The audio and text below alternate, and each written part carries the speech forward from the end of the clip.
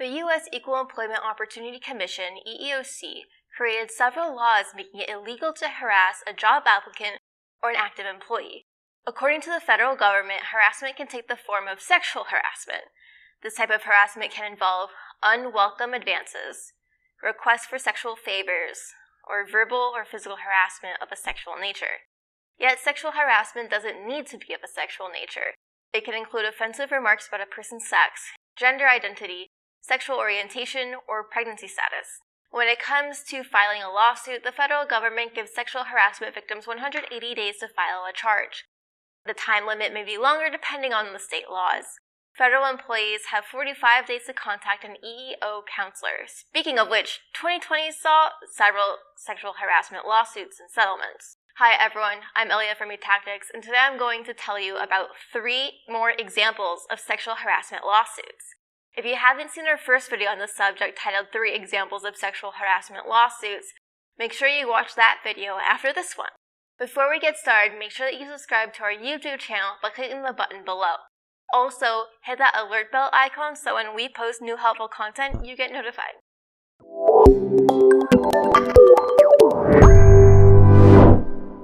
A Rockford-based gas station and convenience store operator, let's call them Gas Inc., faced a lawsuit by the EEOC about sexual harassment and improper disclosure of confidential information. A female employee at an Illinois gas station location endured months of sexual harassment. She faced sexual advances and crude jokes made by a male customer. When the employee reported the situation to Gas Inc.'s management, the company failed to act. Even when other employees and customers tried to report the harassment, the company did not take any prompt action to put the end to the situation. Additionally, the company failed to maintain confidentiality about the employee's medical information. According to an investigation conducted by the EEOC, a store manager shared the employee's confidential medical information with other employees who had no legitimate need to know the information. Title VII of the Civil Rights Act of 1964 prohibits sexual harassment in employment. The Americans with Disabilities Act requires employers to keep any medical information about an employee confidential. The alleged conduct in the Gas Inc. company violates both of these laws. As a result, the EEOC filed suit. The consent decree has been approved by the Federal District Court.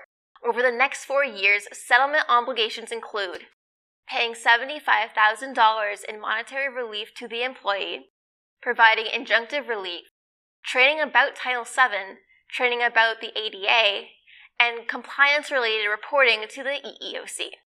Until November 2021, Company A and Company B operated as a hotel chain. Let's call the hotel chain Sleep Now Suites. According to the sexual harassment lawsuit, the owners of Sleep Now Suites allowed a male maintenance housekeeping manager to sexually harass 2 female housekeeping employees. The details are too vulgar for this video. Due to the pervasiveness of the harassment, one of the women quit out of fear for her safety. Another housekeeper reported the harassment to the general manager with help of a bilingual coworker. However, Company A and Company B failed to conduct a thorough investigation. They simply accepted the manager's denial of the allegations. The lawsuit claims that the general manager proceeded to retaliate against the housekeeper who spoke up by cutting her work hours and denying an hourly raise given to other housekeepers.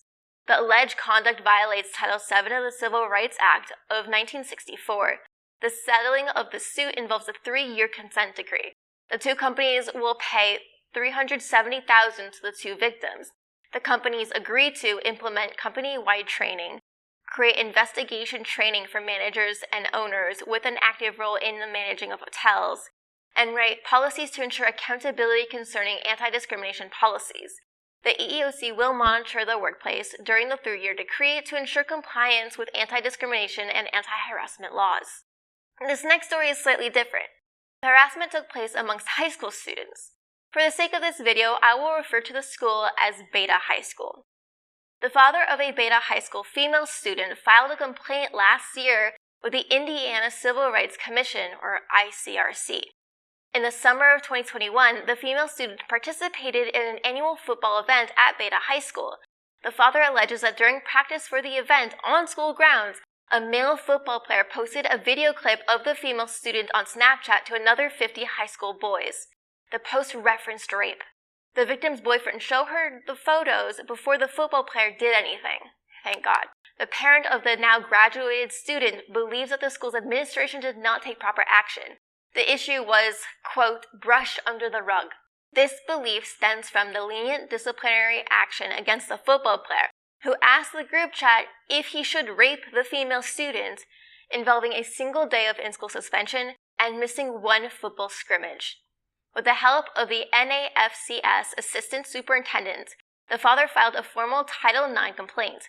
The ICRC issued a notice stating that there was, quote, probable cause to believe that an unlawful discriminatory practice occurred in this instance.